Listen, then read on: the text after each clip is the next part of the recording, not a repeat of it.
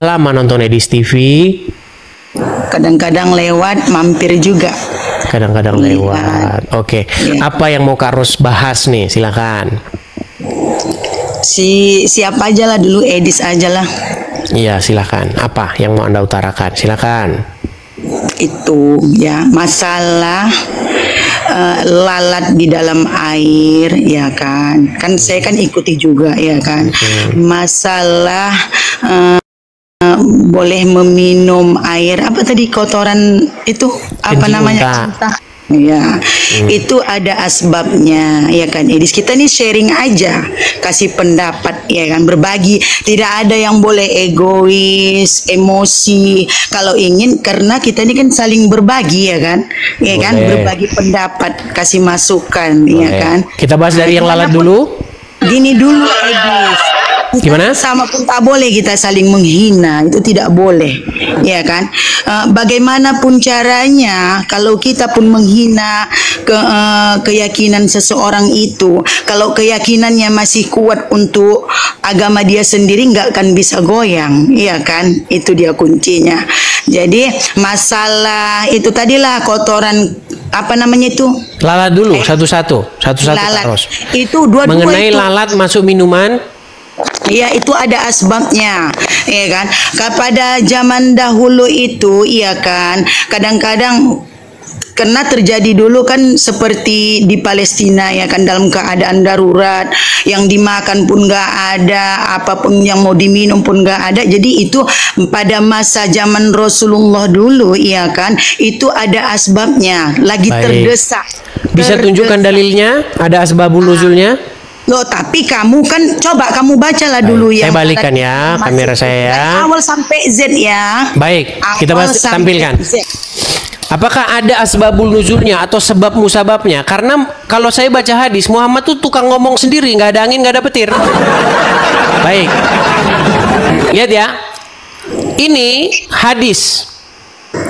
Matan hadis yang menceritakan berkaitan minuman yang dimasuki lalat adalah begini. Dari Abu Hurairah, beliau mendengar Nabi Shallallahu Alaihi Wasallam bersabda. Tidak ada di sini asbabul nuzulnya. Tiba-tiba saja Muhammad ngomong, apabila lalat termasuk ke dalam minuman salah seorang daripada kamu, maka rendamlah ia, maksudnya lalat itu, kemudian buanglah. Ini karena salah satu daripada sayapnya adalah penyakit dan di sebelah lagi adalah penawar.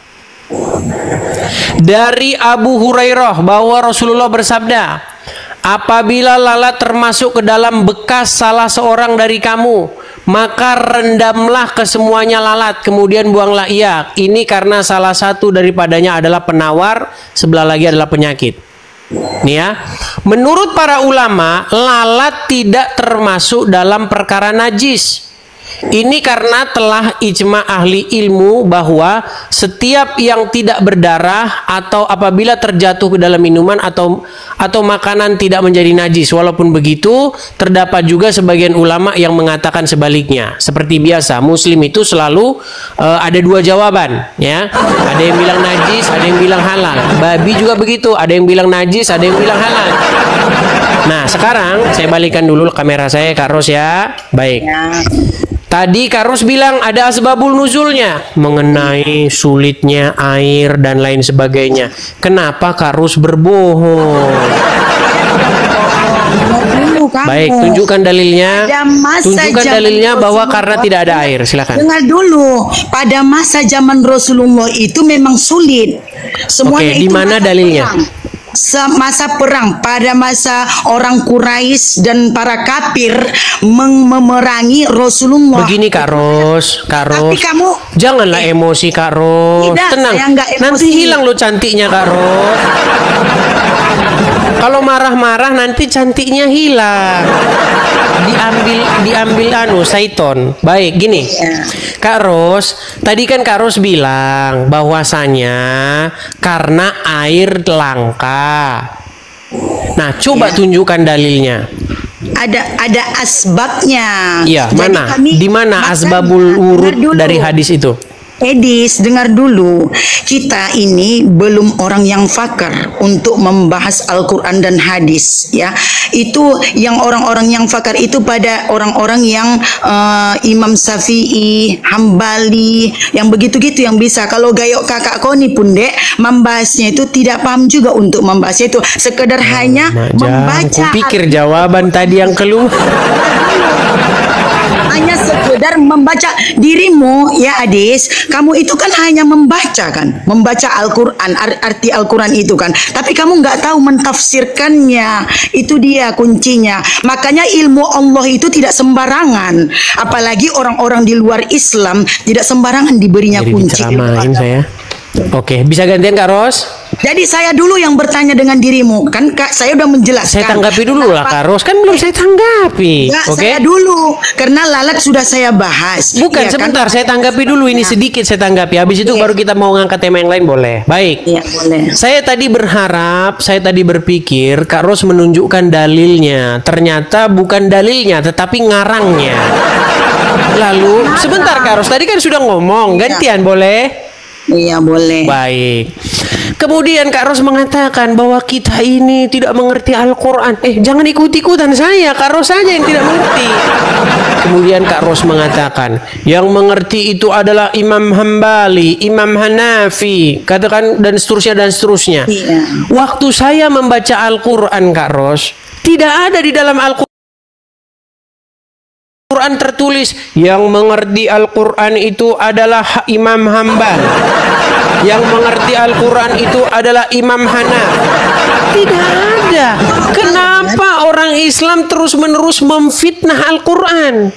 Tiap hari Al-Quran difitnahnya. Kenapa saya memfitnah? Kamu yang sering memfitnah Al-Quran. Di mana Kak Ros bahwa yang paham Al-Quran itu Imam Hambali, tertulis di Quran mana? Jadi udah saya bertanya dulu ya. Kata itu di dalam apa itu Injilmu itu katanya, iya kan? Katanya darah itu bisa membantu untuk mengangkat kalian ke surga. Sementara darah itu najis bagi kami Islam. Islam itu suci. Kecuali dalam keadaan terdesak. Itu ya kuncinya. Terdesak itulah dia asbab namanya. Baik, bisa ditanggapi? Boleh? Baik.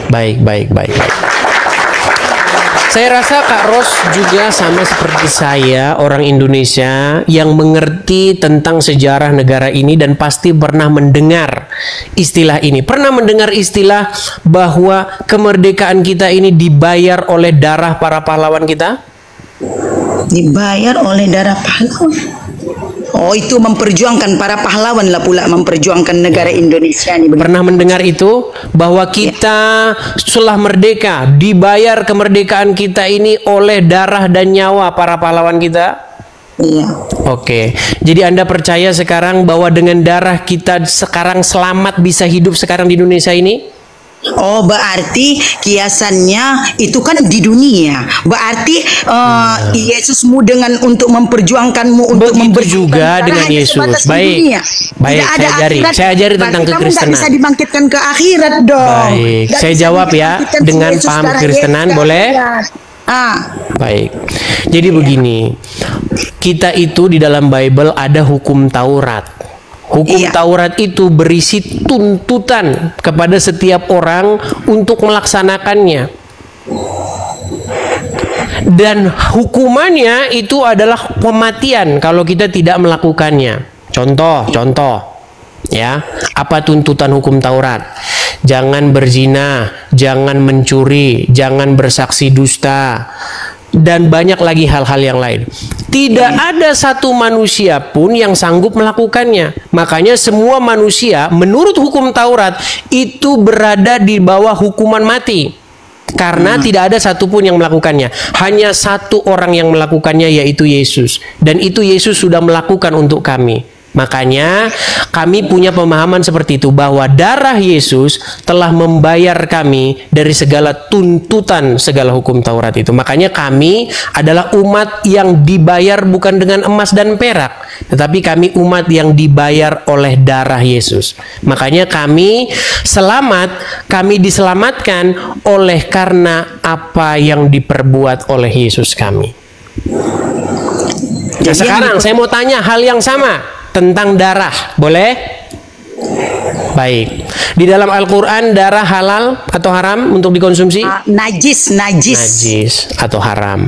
Tahukah Kakak Ros bahwa darah Muhammad diminum oleh pengikutnya? Kak ada pernah itu, tapi kalau air wudhu dia, dengar dulu. Kalau air wudhu dia selalu ditampung bekas air wudhu gini, di bawah sana menyambut para sahabatnya, menyambut air wudhunya. Itu dia. Karena orang tuh menginginkan hasil dari air wudhunya itu untuk membersihkan lagi tuh. Karena cahaya. Oke, mengenai darah Nabi yang diminum belum pernah dengar? Belum, saya pernah dengar. Baik, saya akan coba putarkan ya mengenai darah Nabi. Bentar ya. Ya, boleh. Sebentar.